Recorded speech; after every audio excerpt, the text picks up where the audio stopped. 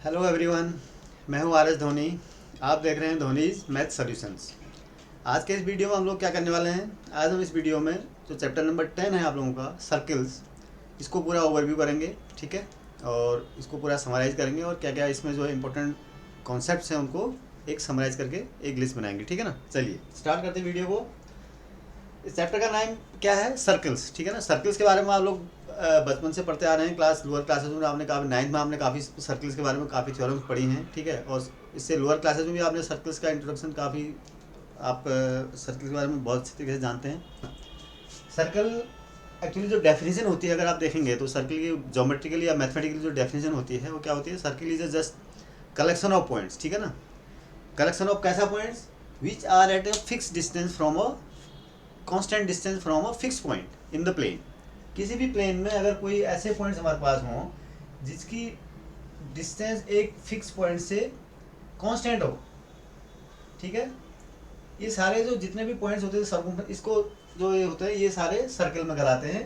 और ये डिस्टेंस जो होती है, जो fix distance, it is called its radius. और जो फिक्स पॉइंट होता है वो उसका सेंटर होता है। ठीक है ना, इसको हम रेडियस बोलते हैं। और ये जो इसका पाथ होता है इस सर्कल का, सर्कमफ्रेंस होता है। ये आप बेसिकली, आपको दोबारा रिवाइज करने को जरूरत नहीं है, ये आप पढ़ चुके हैं। ठीक है, तो इसमें हम सर्कल में बहुत चीज़ें डिफाइन करते हैं। फिर ये सेंटर हो गया, ये रेडियस है, diameter, diameter is twice of the radius.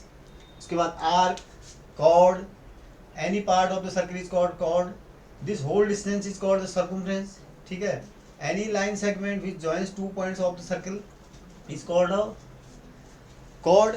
ठीक है ना, और जो and the any chord which is passing through the centre is called the diameter. In fact diameter is the longest chord. ये सब पढ़ चुके हैं आप लोग। ठीक है ना, क्लास 8 तक ये सारी चीज़ें पढ़ चुके हैं।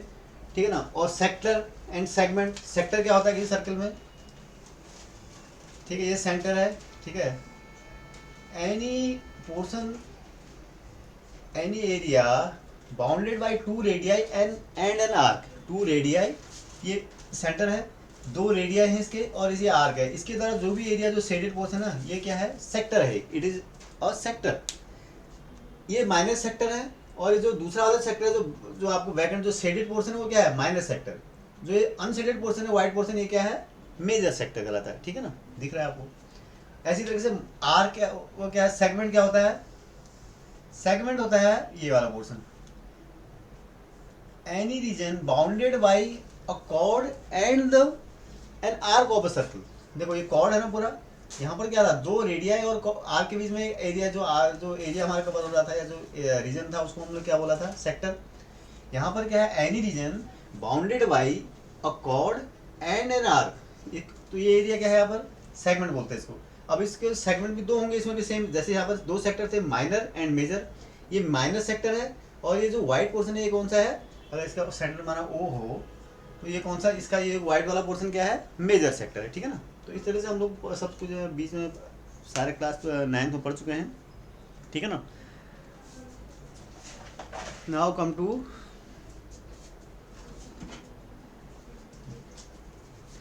अब इसके बाद जो हमने क्लास 9th में पढ़ा था वो क्या था, बहुत सर्कल की थ्योरम पढ़ी थी। जैसे angles in a segment, angles in the same segment of a circle are equal. Segment क्या होते हैं, ठीक है, जैसे ये है segment, angles in the same segment, segment बताया ना अभी क्या होता है। ठीक है, of a circle are equal. ठीक है, ये जैसे ये माना एक ये सेगमेंट है, ये सेगमेंट है ना पूरा, इसमें कहीं पर भी सर्कल अगर कोई भी एंगल होगा वो क्या होंगे, सारे बराबर होंगे।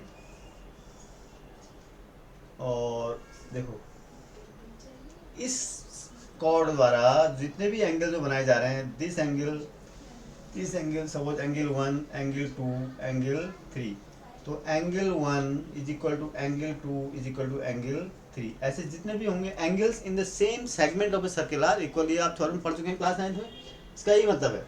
ठीक है ना, इसी तरीके से इस सेगमेंट में कोई एंगल बनते, ये सॉरी, यहाँ से ये एंगल, यहाँ से ये मिलाओ ये एंगल, ये जितने भी ये और ये एंगल बन रहे हैं ये भी क्या होंगे, सेम होंगे। ये भी इसी सेगमेंट में बन रहे हैं ना।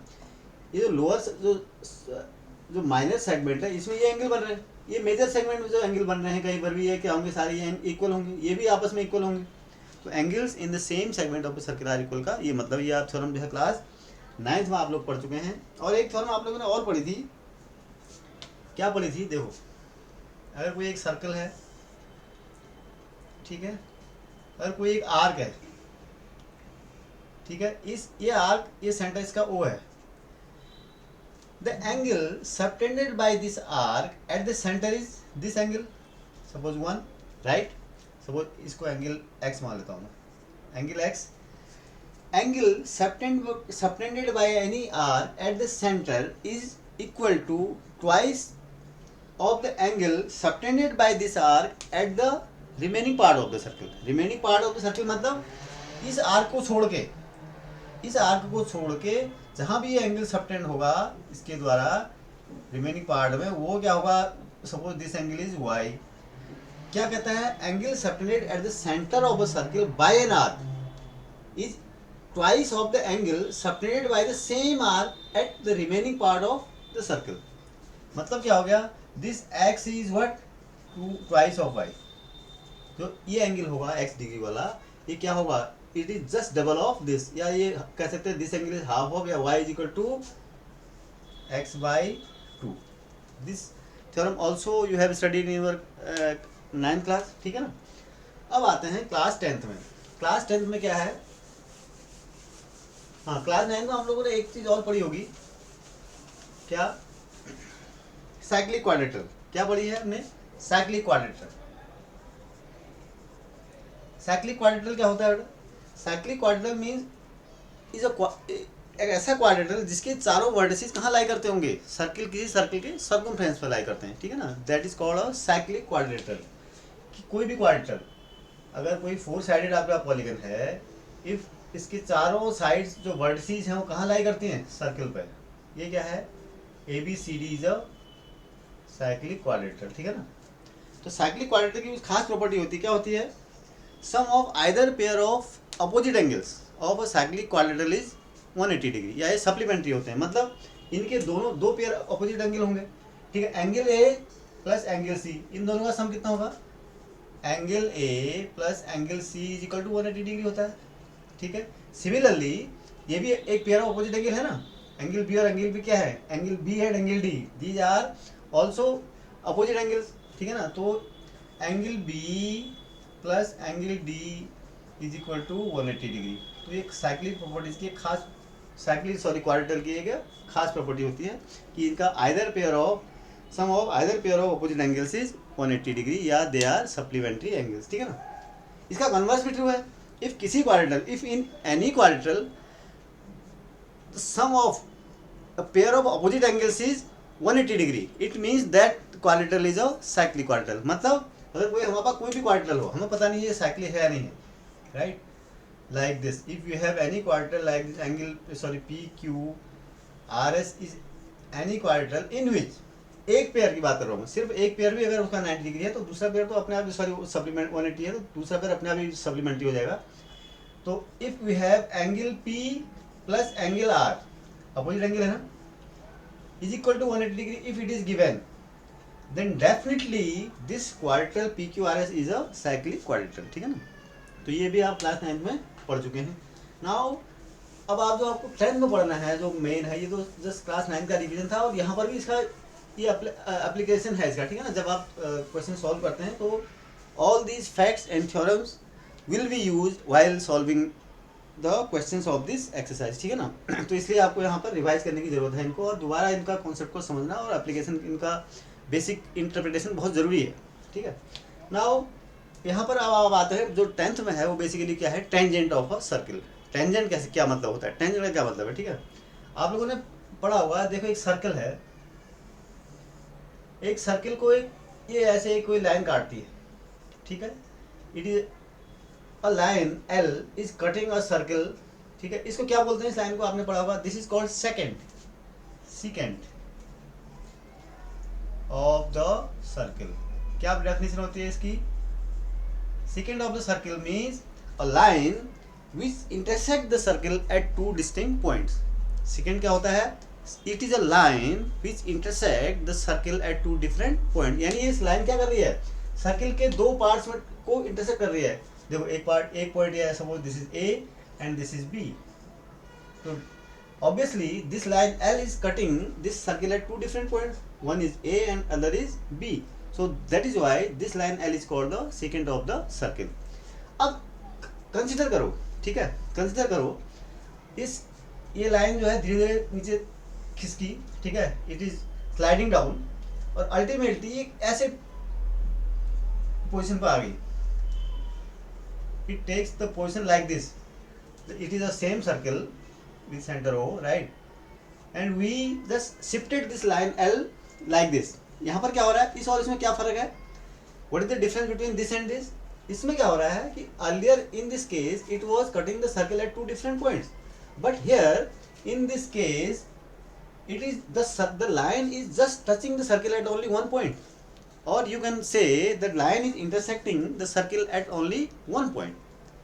In the earlier case it was cutting the circle at 2 points, but in this case this line L is cutting the circle at only one point, or you can say just the line is just touching the circle at only one point, ठीक है ना, कभी भी point touch करता है तो और एक ही पॉइंट पर टच करता है, ठीक है ना, तो this is the case of tangent. तो this line in this case this line L is called the tangent to the circle. इस केस में हम क्या कहेंगे कि ये लाइन क्या है, पहली बार में हमने क्या कहा था कि ये सेकेंड है, इसमें हम कहेंगे this line L is the tangent of the circle, and जहां पर टच करता हो this point of contact is known at the point of, ठीक है, कॉन्टैक्ट जो होता है यहाँ पर क्या होता है, जहां पर टेंजेंट खींचता है this line is tangent to the circle at point P, ठीक है ना, ये P पर अगर टच कर रहा है तो we say that L is the tangent to the circle at point P, ठीक है ना, तो ये इसकी टेंजेंट है. अब इस टेंजेंट की कुछ खास प्रॉपर्टीज हैं, ठीक है ना, जो आपको पढ़नी है. क्या है, एक तो टेंजेंट आप किसी सर्किल के सिर्फ एक्सटर्नल पॉइंट पर ही खींच सकते हैं. Number one, you can never draw any tangent to the circle in the inner part of the circle, ठीक है ना, in the interior part of the circle. आपको सिर्फ इसके आउटर सर्किल पर ही आप खींच सकते हैं, आउटर पार्ट पे ही, ठीक है ना, यानी इंटीरियर पर आप कभी भी टेंजेंट नहीं खींच सकते. एक तो खास बात इसकी है, this is the specific thing, ठीक है ना. और दूसरी चीज़ क्या है, इसकी कुछ और भी खास कुछ चीज़ें हैं जो सर्किल आपको पढ़नी है कि किसी भी सर्किल किसी ओनली वन पॉइंट, किसी एक्सटर्नल पॉइंट पर सर्किल के only one tangent can be drawn, ठीक है ना, किसी एक पॉइंट पर we can draw only one tangent, दो टेंजेंट नहीं खींच पाओगे आप. You can never draw two tangent at a point of a circle. तो at a point, at every point, या कहना चाहिए किसी भी पॉइंट पर एक पॉइंट ले लो तो उस पर you can draw only one tangent, ठीक है. दूसरी बात, नेक्स्ट पॉइंट है कि if when we draw a tangent, when we take suppose this is a circle with center O and we have a point P in the exterior of this circle, ठीक है ना, इसके exterior में कहीं पर point है, ठीक है, जहाँ से इसके at a certain distance from its centre P, centre O, ठीक है ना. क्या मैं क्या कह रहा हूँ, I have a circle with centre O and P is a point which lies in the exterior of this circle, ठीक है ना, which is at a certain distance from its centre, ठीक है. If we draw tangent from this point to the circle, then in that case we can draw two tangents. तो कहने का मतलब क्या है, from an exterior point we can always draw two tangents to the circle. Two tangents to the circle. कैसे? देखो like this. One is this and the other one is, sorry ये थोड़ा सा कट गया, लाइक दिस, ठीक है ना. तो क्या हो गया, सपोज ये यहाँ पर ए पर टच कर रहा है और यहाँ पर इसको बी पर टच कर रहा है, ठीक है, पॉइंट ऑफ कॉन्टैक्ट ए है यहाँ पर पॉइंट ऑफ कॉन्टैक्ट बी है. तो we can always draw two tangents to a circle from an exterior point, हमेशा. और इसके अलावा इस टेंजेंट की खास बात भी है, ये जो पी ए लेंथ है this is equal to P B, समझ रहे हो, P A is equal to P B, मतलब कि ये जो लाइन्स है, जो टेंजेंट, जो लेंथ ऑफ द टेंजेंट्स क्या है इस केस में दोनों की बराबर होगी, यानी we can these tangents are equal in length, ठीक है ना, इनकी जो टेंजेंट्स की जो लेंथ होती है वो क्या है, दोनों की बराबर होती है. P A is equal to P B होता है हमेशा, ठीक है ना. तो ये आपके वहाँ पर सर्किल में यहाँ पर पूरा ये चीज़ें क्लास 10 में आपके हैं, ठीक है ना. अगर इस वीडियो को आपने एंजॉय किया है और इससे आप कुछ भी सीख पाए हों तो इसे प्लीज़ शेयर कीजिए, लाइक कीजिए और साथ ही साथ इस चैनल को भी सब्सक्राइब करें। Thank you.